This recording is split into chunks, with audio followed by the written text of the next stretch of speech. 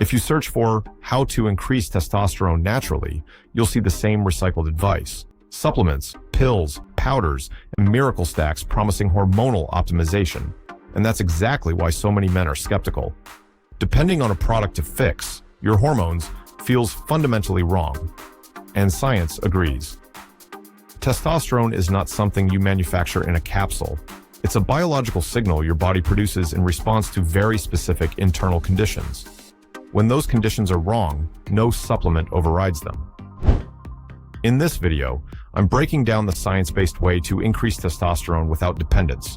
Not trends, not opinions, but mechanisms. By the end, you'll understand why most men stay stuck, what actually drives testosterone production, and how to build true hormonal autonomy. And here's the loop I want you to hold on to. Most men don't have a testosterone deficiency. They have a signaling problem. And once you see where that signal is breaking, everything changes. Testosterone production follows a strict biological hierarchy. First, the brain decides, then the environment influences that decision, and only after that does the body respond. Your hypothalamus constantly scans for inputs: sleep quality, energy availability, circadian alignment, psychological stress. Based on that data, it either sends or withholds the signal that tells your testes to produce testosterone.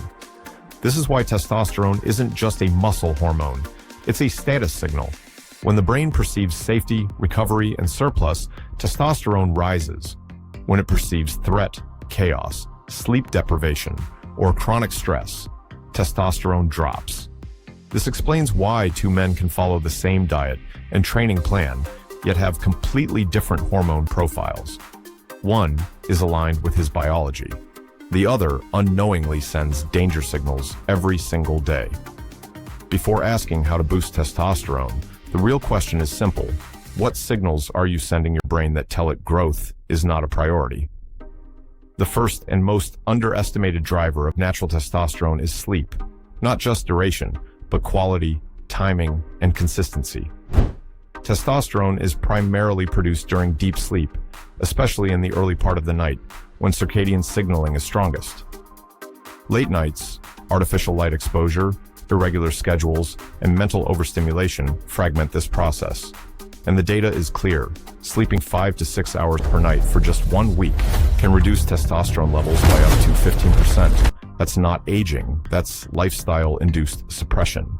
This is where biohacking stops being theoretical and becomes practical, when you control light exposure, align sleep with circadian biology, and reduce nighttime stress. Testosterone production becomes automatic. That's why researchers like Andrew Huberman emphasize sleep before supplements. Not because sleep is exciting, but because it works. The second pillar is energy balance and training stress. Testosterone responds positively to strength training, but negatively to chronic fatigue. Heavy compound lifts create a short-term anabolic signal, but excessive volume, constant caloric restriction, and high-intensity cardio layered on top of life stress do the opposite. Your nervous system doesn't distinguish between stress from work, lack of sleep, emotional pressure, or training. It adds everything together. When total stress exceeds recovery capacity, cortisol rises and testosterone is suppressed. This is why so many men who train hard and eat clean feel flat, unmotivated, and hormonally drained. The fix isn't more discipline. It's smarter stress management, fewer sessions, better recovery, strategic intensity, enough energy availability. When the brain senses that growth is safe again, testosterone follows naturally. This is usually the moment where things click. The problem was never effort. It was alignment. And this is where the idea of no supplements is often misunderstood. Avoiding supplements doesn't mean rejecting support. It means refusing dependence. When sleep, stress, and training signals are aligned, testosterone often begins to normalize on its own. This is hormonal autonomy. Autonomy doesn't mean doing everything the hard way. It means choosing tools that reinforce your biology instead of trying to override it. But here's the cold, hard truth that no one tells you. You are fighting against a tide that never stops. Even if you dial in your sleep and your diet, you're still living in a world designed to tank your testosterone. Chronic stress, EMFs, plastics everywhere, and a routine that demands more from your brain than your body was ever built to handle. Sometimes, just cleaning up the signals isn't enough for those chasing the top 1%. For those who want above-average results, biology needs a precision catalyst. That is exactly where EndoPeak comes in. I'm not talking about some average supplement you find on a random shelf. EndoPeak is tactical reinforcement. It doesn't try to hack your system with synthetic hormones that shut down your natural production. It does the opposite.